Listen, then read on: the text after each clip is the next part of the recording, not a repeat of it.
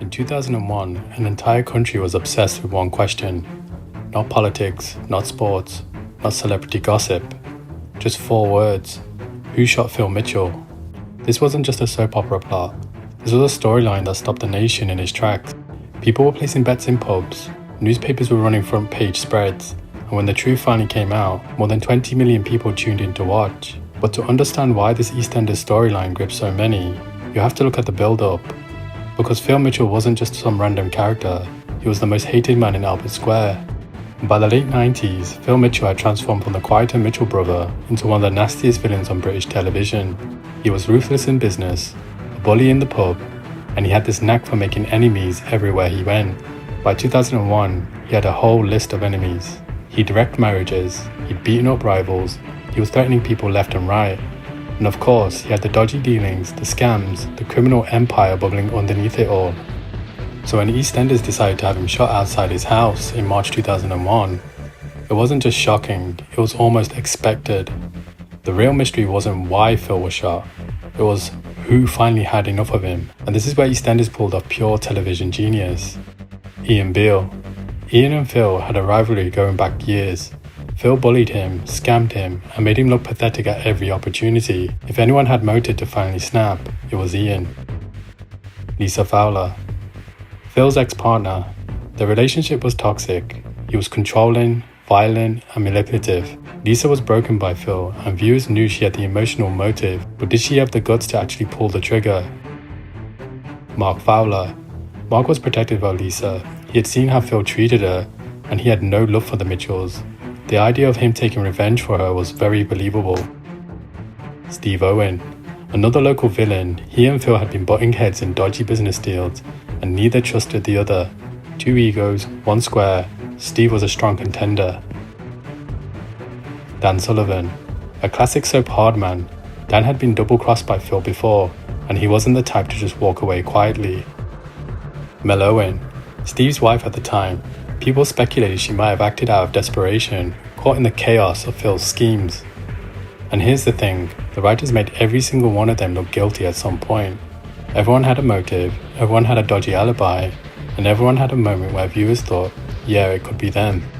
The beauty of this storyline was in how Eastenders slowly turned the spotlight on each character. Phil would have a run-in with Ian Beale one night. Suddenly, Ian Beale looked like the guy who had enough. Next episode, Lisa would break down crying about Phil's abuse, and now she looked like the prime suspect. Then you would see Dan lurking in the shadows, angry and bitter, and the focus shifted again. The BBC even leaned into the hype.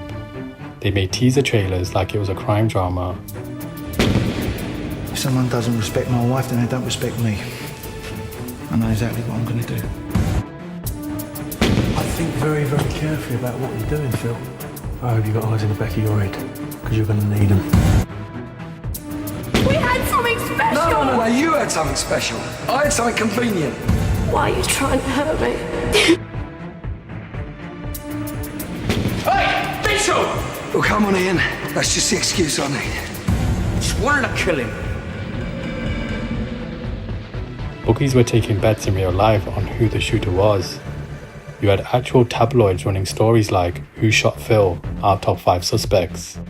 It wasn't just a soap opera anymore, it was a national guessing game. I know who did it. I saw him. I'm going to sort them out. I am going to sort them out once and for all. So, You really want to know?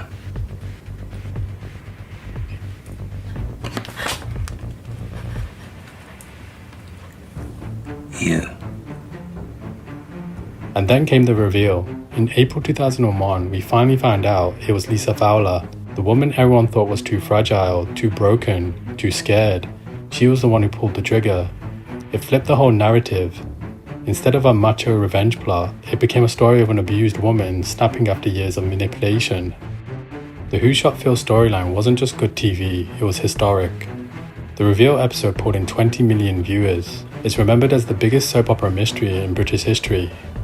And it cemented Phil Mitchell as a legend, not just because he survived the shooting, but because of the question of who shot him became as iconic as the character himself. Even today, if you grew up in the UK in the early 2000s, you'll remember it. The debates at school, the arguments in the pub, the newspapers pretending it was actual news. It wasn't just a storyline, it was a cultural moment. So that's the story of Who Shot Phil, a soap opera whodunit that had Britain hooked for weeks, one shooter, and a nation that couldn't look away. And honestly, maybe that's the power of a great mystery. It doesn't matter if it's a Hollywood blockbuster, a true crime podcast, or just a Thursday night on Eastenders. If the question is good enough, people have to know the answer.